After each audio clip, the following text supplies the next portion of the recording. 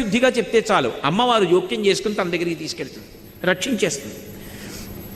కానీ నోటితో ఉత్తినే వెళ్ళి నేను ఆయన చెప్పమన్నాడమ్మా అందుకు చెప్తున్నాను అని చెప్తే కాదు, త్రికరణ శుద్ధిగా నేను ధార్మికంగా బ్రతకలేకపోతున్నాను, సాధన చేయలేకపోతున్నాను, కనీసం ఒక్కొక్కటైనా విడిచిపెట్టలేకపోతున్నాను, చిన్న చిన్నవి కూడా విడిచిపెట్టలేకపోతున్నాను, ఎప్పుడూ ప్రలోభాలే లేదు, పరమేశ్వరుడు జోక్యం చేసుకుంటే తప్ప నా జీవితం చక్కబడదు అని నువ్వు భగవంతుడికి చెప్తే దాన్ని శరణాగతి అంటారు.